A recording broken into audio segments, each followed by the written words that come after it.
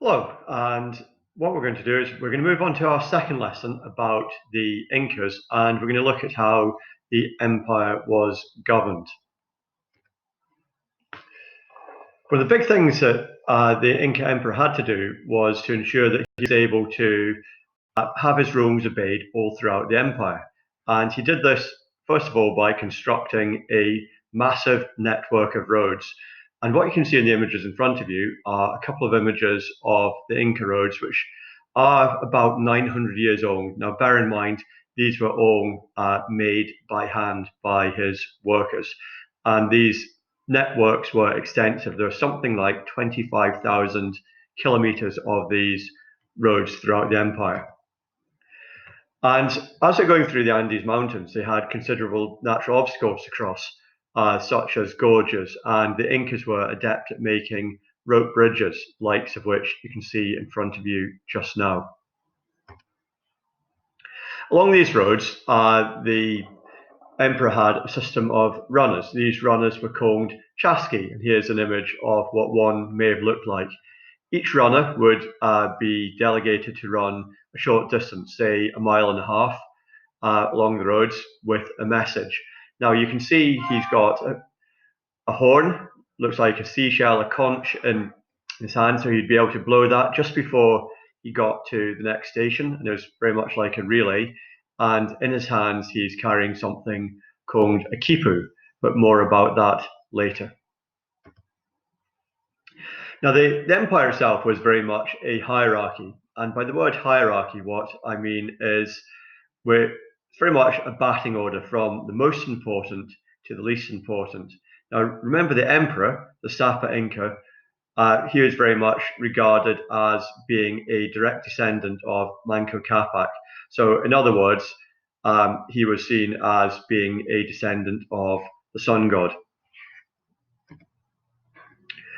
He had many rights, as you're going to learn about when you're reading your textbook and working through some questions, and one of which was that the emperor was due 1/3 of all the grain his people grew.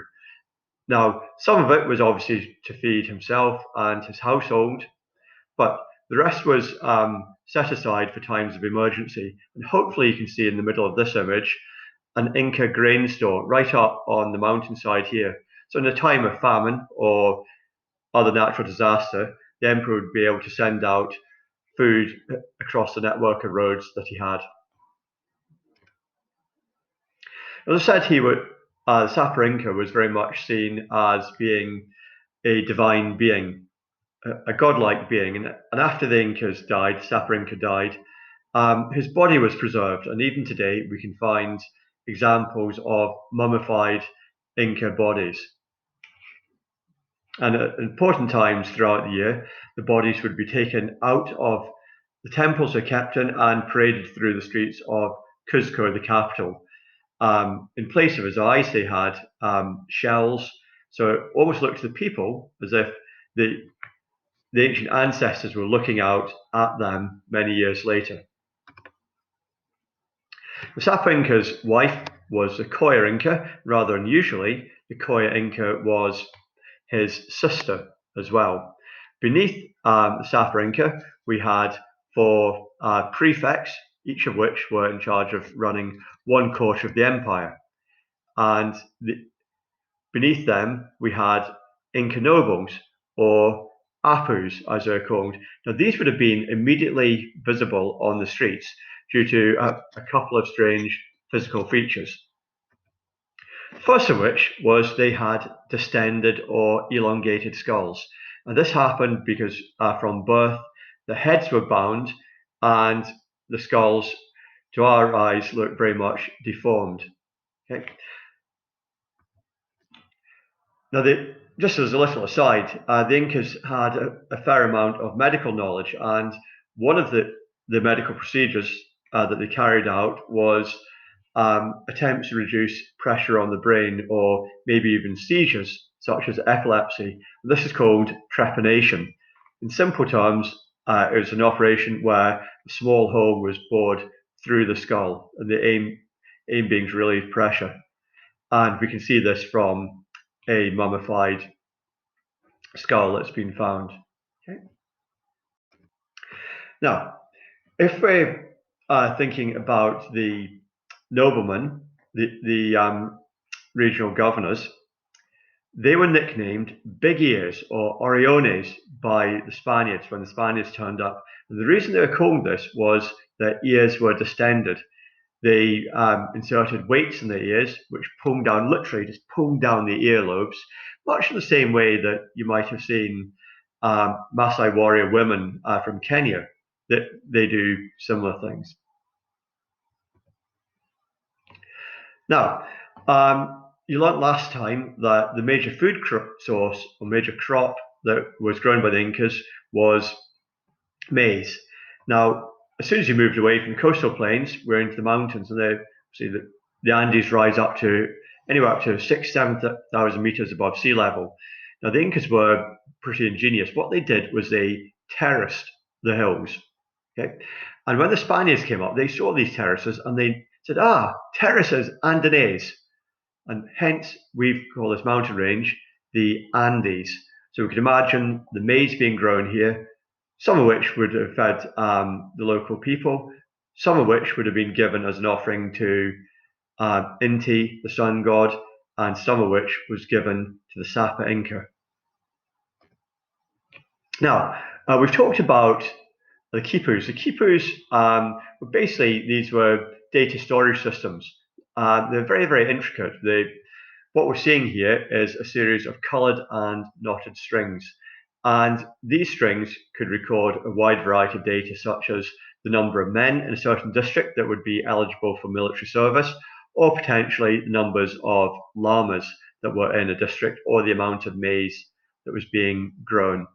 Unfortunately, the knowledge of how to decode this information has been lost over the years, but within the Inca Empire, you had a quipu reader who could tell exactly what each of these quipus said.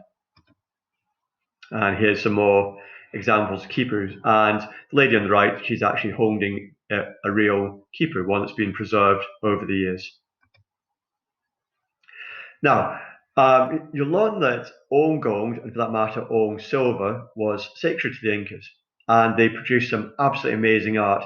Unfortunately, there's very, very little of this art left nowadays, because when the Spanish turned up and eventually overran the Inca Empire, what they were interested in was the monetary worth of the gold. So the gold was melted down into gold blocks or gold ingots, and then transported back to Spain. So what we're seeing here is just a few examples. I'm sure you'll be able to recognize the object at the bottom center on the right is meant to represent a llama. I think the object on the left would be representing either a god or potentially one of the Sapa Incas. As well as being skilled metal workers, the Incas were amazing masons. Some of these blocks of stone you can see in front of you weighed many hundreds of tons, and you can see how intricately they've all been put together.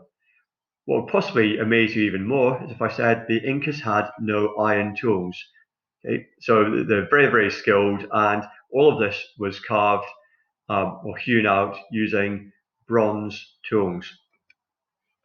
And we can just see the sheer scale of it. If you're looking at the picture, see, so a man in the foreground stood in front of a towering Inca fort.